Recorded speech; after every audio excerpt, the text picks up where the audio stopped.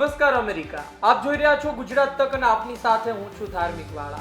સમાચારોની કરીએ શરૂઆત। આ પહેલા વાત મુખ્ય સમાચારની।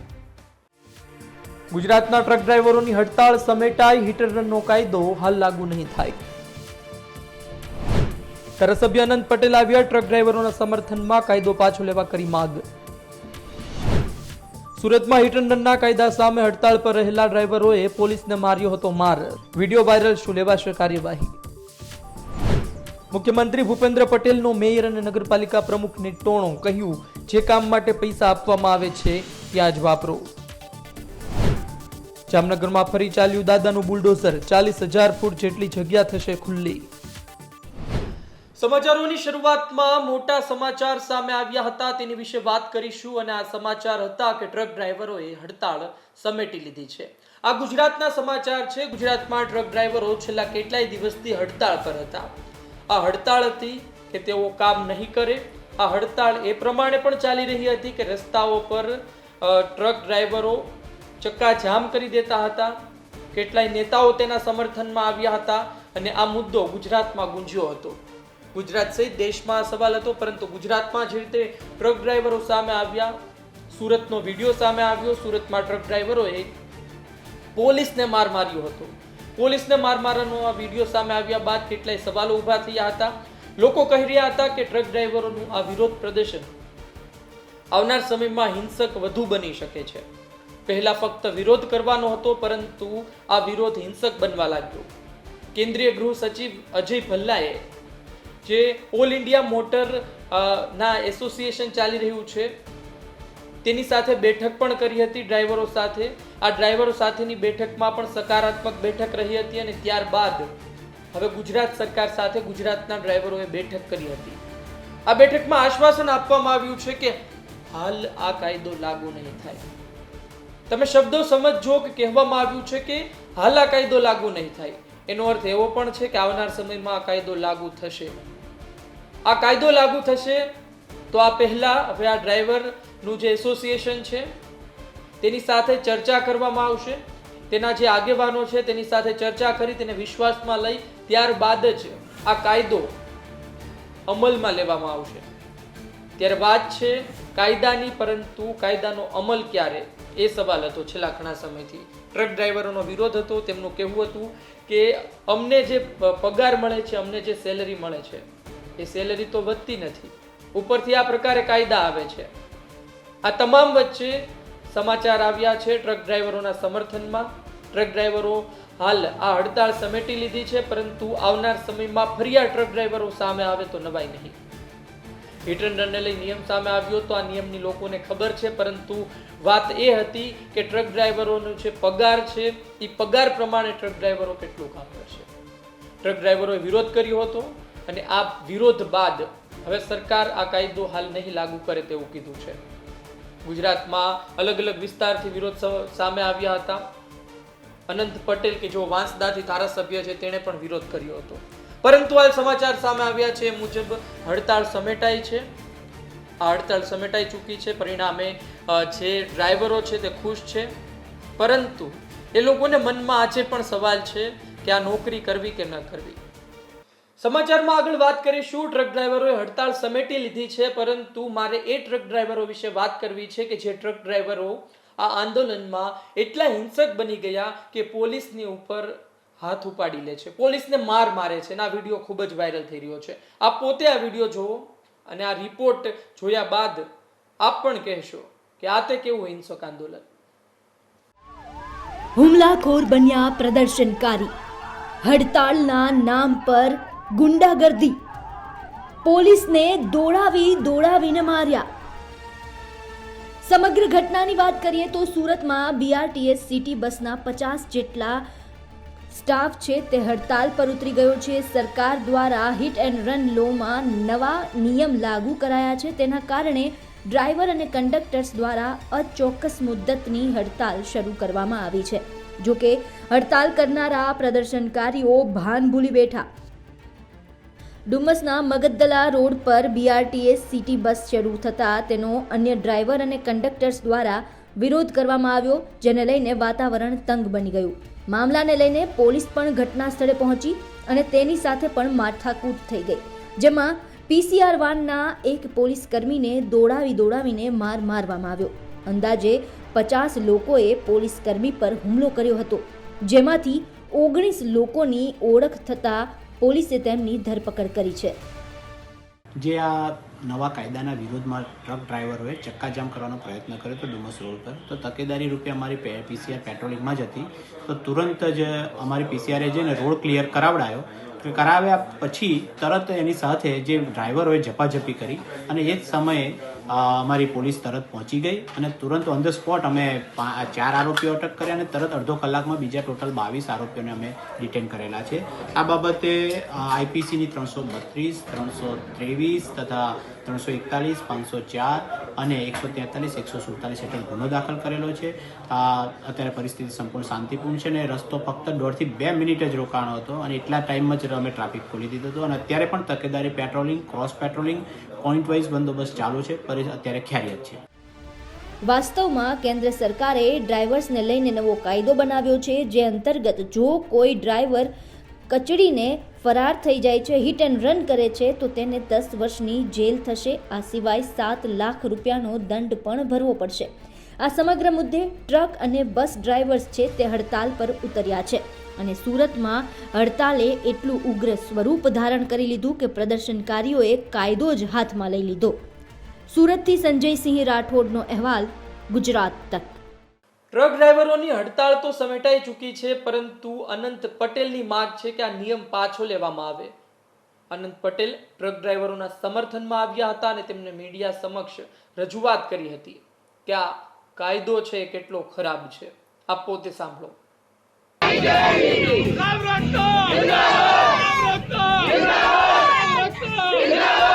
10 થી 20 હજારમાં નોકરી કરનાર ડ્રાઈવરોને જો આ રીતનો કાયદો પસાર થાય તો એના કુટુંબથી માંડીને એમને ખૂબ મોટું નુકસાન થઈ શકે એવું લાગે છે.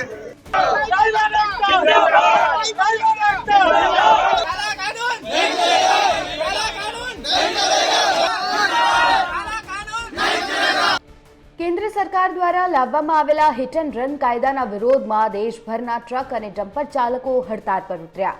તેમનું કહેવું છે કે આ કાયદો ખોટો છે અને તેને પાછો ખેંચવો જોઈએ. આ માંગને લઈને ગુજરાતથી લઈને દિલ્હી સુધી ટ્રક ડ્રાઈવરો વિરોધ કરી રહ્યા છે. ટ્રક ચાલકોએ દિલ્હી, હરિયાણા, યુપી, મુંબઈ સહિત અનેક જગ્યાએ પોતપોતાની ટ્રકો રસ્તાઓ પર ઊભી રાખીને રસ્તાઓ બ્લોક કરી દીધા. ગુજરાતમાં પણ ભરૂચ, સુરત, ખેડા, બનાસકાંઠા, વલસાડ, નવસારી, રાજુલા આ તમામ જગ્યાઓ પર વિરોધ જોવા મળ્યો.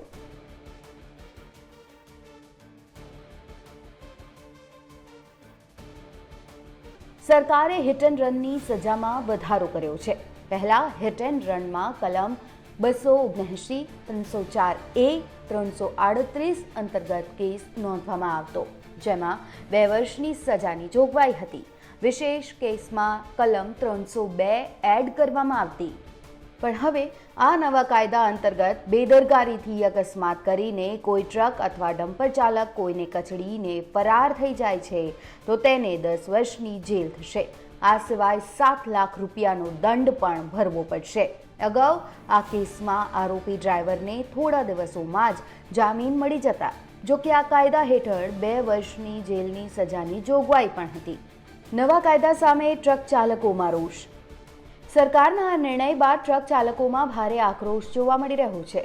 આ કાયદો પાછું ખેંચવાની સતત ટ્રક ડ્રાઈવરો માંગ કરી રહ્યા છે.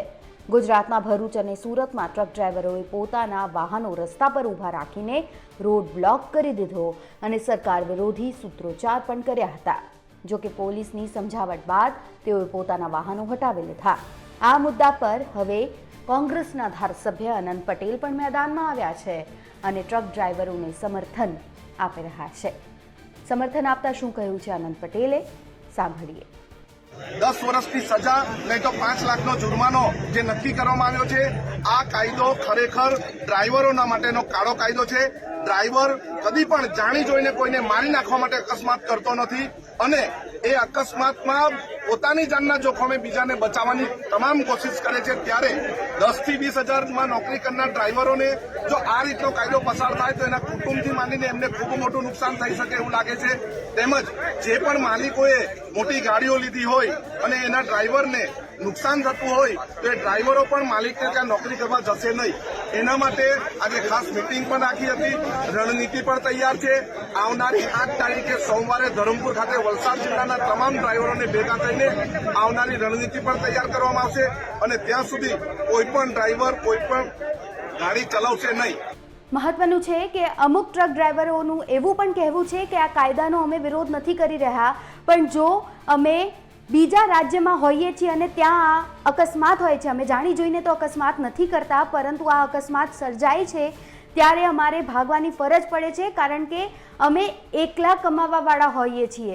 પરિવારનું ગુજરાન અમારા ઉપર જ હોય છે, જેના કારણે અમે ભાગી જતા હોઈએ છીએ. અને જો આ કાયદા અંતર્ગત અમે જેલમાં જઈએ છીએ તો 10 વર્ષ સુધી અમારું પરિવાર વેર વિખેર થઈ જાય છે.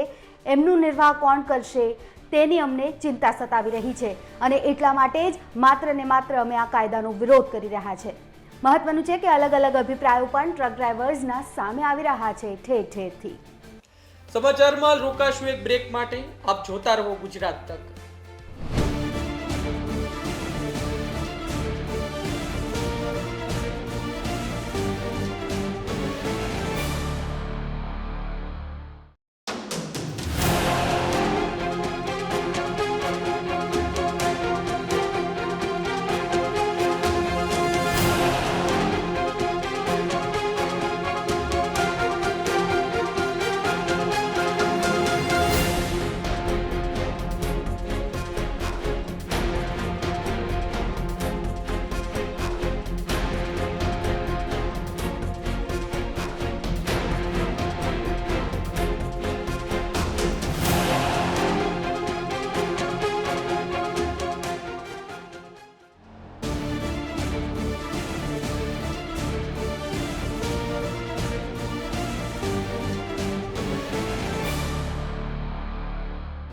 અત્યાર સુધી આપે કોંગ્રેસના વિપક્ષના ઘણા નેતાઓને સાંભળ્યા હશે કે જે સત્તાધારી પક્ષ પર પ્રહાર કરતા રહે છે, પરંતુ આજે આપ આ ભાજપના નેતાને સાંભળો કે જે કઈ રીતે વિપક્ષ પર પ્રહાર કરે છે. तो अब इनको परेशानी है, तो ये तो घोटालेबाज हैं. घोटालेबाजों को तो कहना है ये गोरे अंग्रेज चले गए, ये काले अंग्रेज रह गए. काले अंग्रेज 420 ही हैं. ये इनको अपने बेटा को मुख्यमंत्री बनाना है, बेटी को एमपी बनाना है, दामाद को एमपी बनाना है, साले को एमएलए बनाना है. इनको तो घर की, इन्हें न देश की चिंता, न जाति की चिंता, न समाज की चिंता. ये तो केवल अपने परिवार का जो लूटा हुआ धन है उसको कैसे बचाए रखना चाहते हैं. ये इनके पास 27 प्रधानमंत्री हैं, हमारे पास अकेले आदरणीय नरेंद्र मोदी प्रधानमंत्री हैं. तो इसलिए हमारे अकेले से लड़ने के लिए 27 दल इकट्ठे हुए. ये अवसरवादी लोग हैं. कहाँ की ईंट कहाँ का रोड़ा, भानुमती ने कुरबा जोड़ा. क्योंकि ममता समता कमता ये सब लोग प्रधान, लालू कालू भालू सारे के सारे प्रधानमंत्री के दावेदार हैं. आदरणीय नरेंद्र मोदी के सामने कोई टिकता नहीं था. तो ये बेईमान लोग अगर निमंत्रण मांग रहे हैं, इनको तो शर्म आनी चाहिए. इनको निमंत्रण मांगना भी नहीं चाहिए, और इनको निमंत्रण मिल जाएगा तो जाएंगे नहीं, क्योंकि ये चोर हैं. इनकी जनता इनको जान चुकी है. न ये राम के हैं न ये अल्लाह के हैं. ये तो जैसे कहते हैं न गधा रहे ने घोड़े रहे खच्चर हो गए. ઉત્તર પ્રદેશની યોગી સરકારમાં શ્રમ અને રોજગાર મંત્રી રઘુરાજસિંહ આજે આપણી સાથે છે, સુરત આવ્યા છે. એની સાથે અમુક મુદ્દાઓ પર વાત કરીશું અને પૂછીશું કેમ કે એમના એજન્ડા શું રહેશે, કારણ કે ઘણી બધા મુદ્દાઓ અત્યારે હાલ દેશમાં ચાલી રહ્યા છે, તેઓ શું કરી રહ્યા છે. रघुराज जी, आप ये अभी जो विवाद चल रहा है कि 22 जनवरी को जिस तरह से अयोध्या में प्राण प्रतिष्ठा महोत्सव होने जा रहा है, उसमें विपक्ष कह रहा है कि विवाद कुछ कर रहा है, तो क्या कहेंगे इसको लेकर? देखिए, विपक्ष को तो कुछ न कुछ कहना है.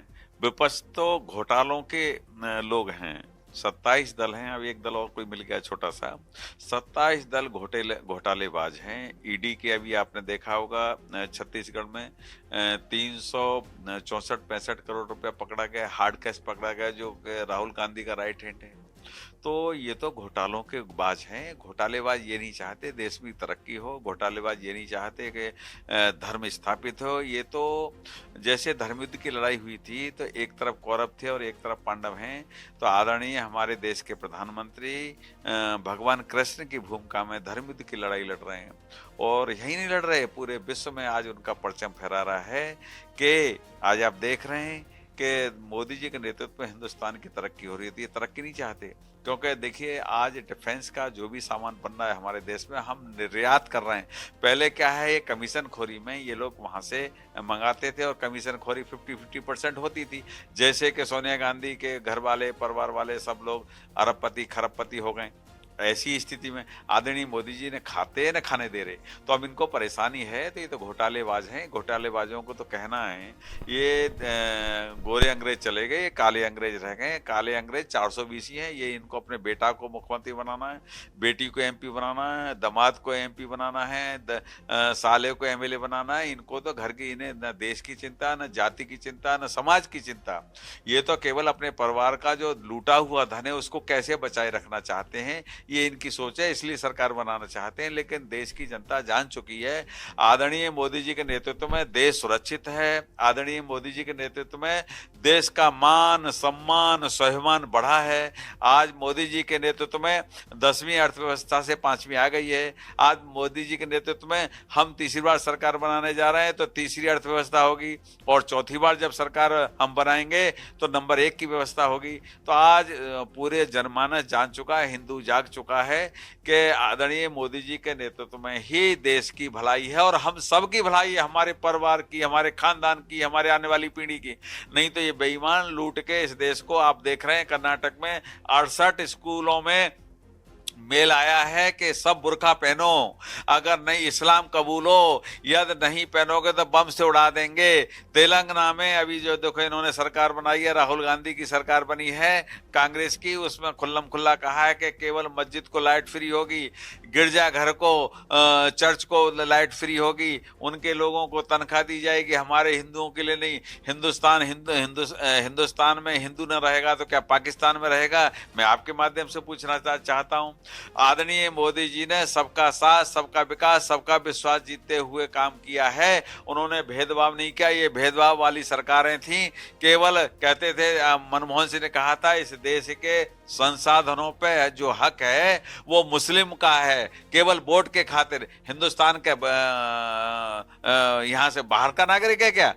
तो ये इनको तो ऐसे लोगों को तो जेल भेजना चाहिए जो अगर ऐसी अलगाव वाली बातें करेंगे। और अलगाव वाली बातें जो करते हैं, ये तो देखिए, मैं तो गुजरात को मैं बहुत धन्य कहूंगा। गुजरात पुण्य भूमि है जहां से आदरणीय मोदी जी जैसे, आदरणीय अमित शाह जी जैसे नेता पैदा हुए, जो आज धारा 370 खत्म हो गई। नहीं तो ये तो इस देश को बेचने वाले थे। अब्दुल्ला देखिए कहता पाकिस्तान से बात करो। पाकिस्तान से हम क्यों बात करें? हम क्यों करें हुर्रियत से बात? हम क्यों करें इनसे लोगों से बात? हम नहीं करने वाले, हमको जरूरत नहीं है।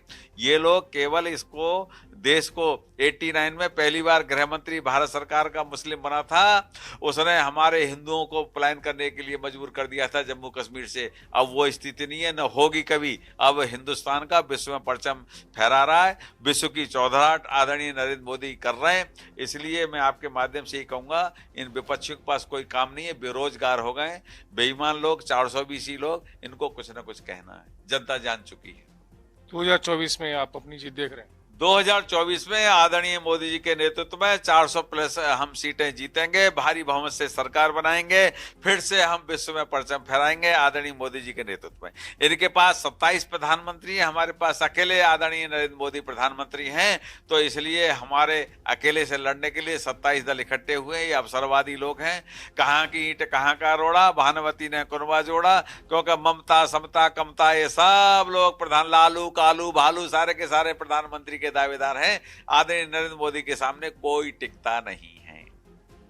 22 जनवरी को जो प्राण प्रतिष्ठा महोत्सव है, उसमें बहुत से नेता आरोप लगा रहे हैं कि इनविटेशन जो है सही तरीके से नहीं दिया जा रहा है, या कई तरह की राजनीति हो रही है। देखिए, तो आमंत्रण पत्रिका को लेकर क्या कहेंगे? देखिए राठौर साहब, मैं आपके माध्यम से यही कहूंगा, आमंत्रण पत्र सरकार की तरफ से कोई नहीं है।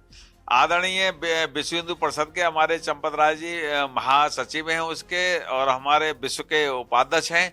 उन्होंने आदरणीय प्रधानमंत्री जी को निमंत्रण दिया है। हमने सरकार ने कहीं कोई निमंत्रण नहीं दिया, सरकार का कोई उसमें हस्तक्षेप नहीं है। तो इसलिए हम लोग बहुत सौभाग्यशाली हैं। आदरणीय मोदी जी के नेतृत्व में रामलला की स्थापना होगी, क्योंकि 500 साल से टेंटों में और ऐसे करके रहते थे हमारे रामलला, जिनका देश, जिनका सब कुछ, जिनका विश्व, वही टेंट में रहते थे। इन बेईमान नेताओं के कारण, ये बेईमान नेता कोर्ट में लिख के देते थे, दलील देते थे कि राम का तो अस्तित्व नहीं है, राम तो थे ही नहीं, राम पैदा ही नहीं हुआ, रामनवमी मनाएंगे, रामनवमी की छुट्टी मनाएंगे, लेकिन राम का अस्तित्व नहीं था। तो ये बेईमान लोग अगर निमंत्रण मांग रहे हैं, इनको तो शर्म आनी चाहिए, इनको निमंत्रण मांगना भी नहीं चाहिए। और इनको निमंत्रण मिल जाएगा तो जाएंगे नहीं, क्योंकि ये चोर हैं, इनकी जनता इनको जान चुकी है। ना ये राम के हैं, ना ये अल्लाह के हैं। ये तो जैसे कहते हैं ना, गधा रहे ने घोड़े रहे खच्चर हो गए वाली स्थिति है। अच्छा, उत्तर प्रदेश सरकार में आप मंत्री हैं। अखिलेश यादव लगातार जब से आपकी सरकार आई है तब से प्रहार करते रहे, उन्हें संतुष्टि नहीं हो रही है कि प्रदेश में कुछ हो रहा है। नहीं, अखिलेश को संतुष्टि क्यों होगी? प्रदेश के पप्पू हैं, कैसे हो जाएगी? प्रदेश के पप्पू यदि इतना ही अच्छा काम किए हुए थे तो विपक्ष में क्यों बैठते? वो तो सरकार में बैठते हैं ना। देश का पप्पू राहुल गांधी, प्रदेश के पप्पू अखिलेश हैं। हमारे दल ये दोनों ही पप्पू हैं, दोनों ही पप्पू 100 साल जिए। हम तो ये चाहते हैं 1000 साल जिए। ये जब तक रहेंगे, जब तक भारतीय जनता पार्टी सरकार रहेगी हमारी, और 100% रहेगी, उसमें कोई वो नहीं आएगी, मतभेद नहीं आएगा। आप श्रम मंत्री हैं, तो सरकार में कितने लोगों को रोजगार दिया गया है? मैंने आपको बताया कि मैंने 65 लाख लोगों को रोजगार फैक्ट्रियों में स्वरोजगार के माध्यम से आदरणीय योगी जी के नेतृत्व में दिया है। और आदरणीय योगी जी ने, आदरणीय प्रधानमंत्री जी ने भारत सरकार में और उत्तर प्रदेश सरकार ने मिलकर लाखों लोगों को रोजगार दिया है। आज देखिए, उत्तर प्रदेश का आदमी कहीं कोई नहीं भटक रहा। देखिए, आप देख रहे होंगे कि हमने 18 अटल आवास विद्यालय बनाए आदरणीय योगी जी के नेतृत्व में, जिसका उद्घाटन जो हमने आदरणीय प्रधानमंत्री जी से बनारस में कराया था। तो अब आदरणीय योगी जी ने घोषणा की प्रत्येक जिले में होगा। 18 बन चुके हैं, अब बाकी हमें बनाने 75 जिले में। प्रत्येक नागरिक के लिए शिक्षा सुलभ हम करने जा रहे हैं। रेसिडेंशियल विद्यालय हैं, उन गरीब लोगों के, अनाथ के लिए, अपंग के लिए, उन लोगों के लिए है जिनको कोई भी पूछने वाला नहीं है समाज में। ऐसे विद्यालय बने हैं, हर मंडल में एक एक बन चुका है। तो इसलिए हम लोगों ने 2,65,000 कन्याओं का विवाह किया है योगी जी के नेतृत्व में।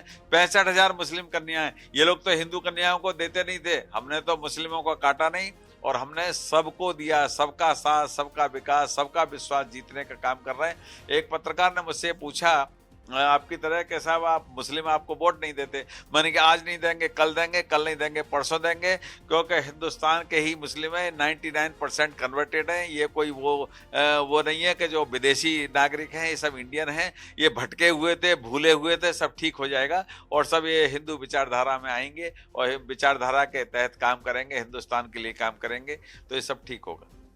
ये सब ठीक तो हो जाएगा, लेकिन विपक्ष कहीं न कहीं आपसे संतुष्ट नहीं हो रहा है, क्योंकि उत्तर प्रदेश कानून व्यवस्था पर भी लगातार सवाल उठते रहते हैं। विपक्ष कभी संतुष्ट इसलिए नहीं होगा कि यहाँ पर बेईमानों का, बदमाशों का एनकाउंटर हो जाता है। वो ये चाहते हैं कि हमारे बदमाश जो मारे जाते हैं वो न मरें, जिनके कारण हम डरा के धमका के वोट लेते थे। अब वो स्थिति नहीं है, इसलिए वो बदमाशों की सरकार थी, चाहे सपा हो चाहे बसपा हो, केवल बदमाशों को पालते थे, जबरदस्ती वोट लेते थे। आज वो स्थिति नहीं है। आज स्वतंत्र है नागरिक, कोई किसी को भी वोट दे सकता है, कोई किसी की जोर जबरदस्ती नहीं है। आज किसी की बहन बेटी को कोई ले जा नहीं सकता, अपहरण नहीं कर सकता, डकैती नहीं डाल सकता, चोरी नहीं कर सकता। आप देख रहे हैं सपा की सरकार में आजम खां की भैंस चोरी हो गई थी तो एसएसपी और डीएम ने खरीद के भैंस दी थी उसको, यानी खुद ही ने कहीं कटवा दी होंगी और खुद ही डीएम एसएसपी ने खरीद के अपने पैसे से भैंसें दी थी। जब मंत्री की भैंस सुरक्षित नहीं थी तो आम आदमी सुरक्षित था क्या? तो इसलिए मैं आपके माध्यम से यही कहूंगा, ये भूले भटके लोग हैं। अगली बार अखिलेश विपक्ष में भी नहीं आएंगे। ऐसे ही जितना हिंदू विरोधी काम करेंगे तो विपक्ष में भी नहीं आएंगे और इनके साथ लाले पड़ जाएंगे सीटों के, ऐसी स्थिति बनेगी। अब आप आखिरी सवाल ये कि गुजरात में आप हैं, तो गुजरात के उद्योगपतियों से उत्तर प्रदेश सरकार को क्या कुछ उम्मीदें हैं, क्योंकि गुजरात जो है उद्योग का राज्य कहा जाता है? देखिए, गुजरात उद्योगपतियों का राज्य है, इसमें कोई शक नहीं है। गुजराती बहुत बिजनेसमैन है, इसमें भी कोई शक नहीं है। वर्ल्ड में मिलेंगे गुजराती, इसमें भी कोई शक नहीं है। हम तो चाहते हैं कि हमारा उत्तर प्रदेश उत्तम प्रदेश की ओर अग्रसारित है। तो आप लोग सब आइए, हमारे यहाँ बिजनेस, जो भी बिजनेस एक ही विंडो के आधार पर, वन टेबल के आधार पर ही हम लोग सारी व्यवस्थाएं उनको दे रहे हैं। तो इसलिए वह लोग बनेंगे और यहाँ आएँ और उनका सम्मान करेंगे। हम तो चाहते हैं हमारी तरक्की हो। जय हिंद, जय भारत, धन्यवाद। તો આ હતા ઉત્તર પ્રદેશ સરકારના શ્રમ મંત્રી રઘુરાજસિંહ, જેઓ અલીગઢથી ધારાસભ્ય છે અને ઉત્તર પ્રદેશ સરકારમાં મંત્રી છે. તેઓ તમામ વિષય પર વાત કરી હતી. સાથે જ કહ્યું હતું કે જે રામ મંદિરની વાત છે, જે લોકોના રામના અસ્તિત્વ પર સવાલ ઊભા કરતા હતા, એ લોકોને ત્યાં આમંત્રણ મળે નહીં મળે એનું કોઈ ફરક નહીં પડી પડવાનો. સાથે જ જે કહ્યું છે કે જે વિપક્ષી છે એને ક્યાંય સંતોષ થવાનું નથી. અખિલેશ યાદવ પર બી એમણે સવાલ કર્યા હતા. સંજયસિંહ રાઠોડ, ગુજરાત તક, સુરત. તો સમાચારોમાં આટલું જ. વધુ સમાચાર માટે આપ જોતા રહો ગુજરાત તક. મને આપશો રજા. નમસ્કાર.